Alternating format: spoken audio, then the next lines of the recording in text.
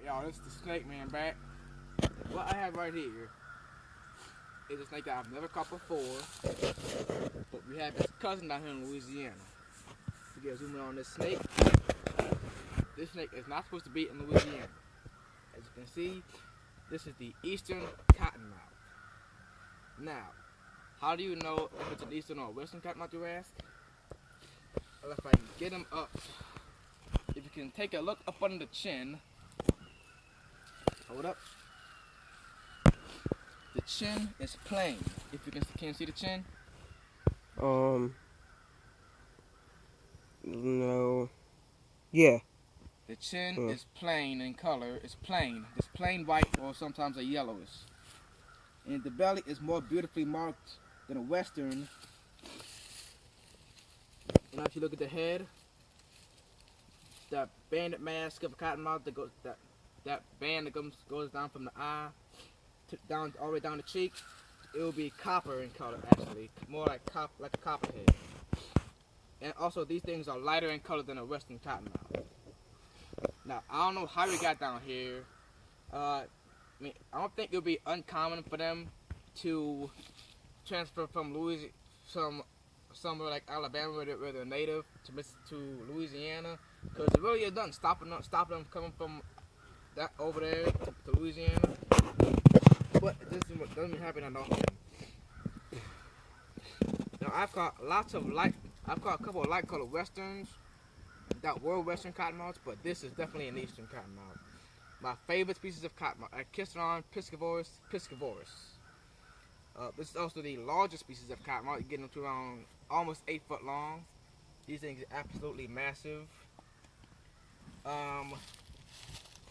It's the same traits, same features of any other cottonmouth. Fat scales, aggressive. This one is really aggressive. Might have something to do with species. The Eastern cottonmouth is usually a greenish color, sometimes greenish brownish with black bands and black spots going along down the body. He hasn't been in water, so he's kind of faded out. And if you see, he's opening his mouth. That's exactly why they're called. He can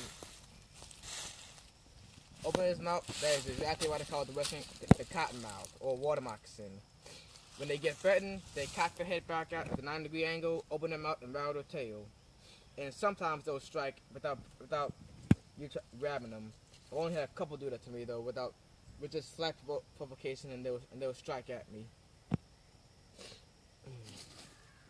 If you look at the eyes are cat-shaped, just like any other venomous snake in North America, with the exception of coral snakes. If you get a zoom in, right there. They got big old heat pits right in between the eyes and the nostrils.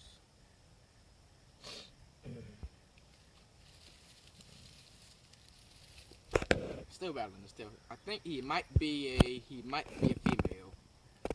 She might be a female because the tail is smaller. Gets gradually smaller when it gets to from the body to the tail. It gets gradually smaller. That's how you can tell different. I don't know. I might have it mixed up. Might be a male you did it. I don't know, I gotta check next time. Look it up. Their habitat usually swamps or any body of water. I found him on a creek, going down the river. Found him on this little creek that went into the river. So I'm learning a lot more about cottonmouth behavior or cottonmouth geography. A lot of more cottonmouths I'm seeing are usually on these quiet flowing creeks. So it's usually not even flowing. Sometimes more they like the still water. But that doesn't mean you'll see one in a pond or a fast-flowing river. They'll take what they can get. They feed on just about anything. Frogs, mice, birds, dead fish, other snakes, other cottonmouths, fish. I've already said that. There are 3 species of cottonmouths. You have the Florida cottonmouth, the Western cottonmouth, and here is Eastern cottonmouth. The ones we have down here are the Western cottonmouth. That's the one that are native here. The Eastern cottonmouth, that is not native. Now I'm gonna tell you about cottonmouth geography. Western cottonmouths are found from eastern Texas all the way down to I think Midwest Mississippi and as far north as Arkansas. Eastern Cottonmouth is found from eastern Mississippi all the way down to Georgia and up to Kentucky. And the Florida cottonmouth is found from upper Georgia and of course Florida. Now there is, I think, might be a slight integration between the species. There's, I think, one spot, I think that might be Georgia, where all three cottonmouths might coincide with each other. Yes, I see you're angry.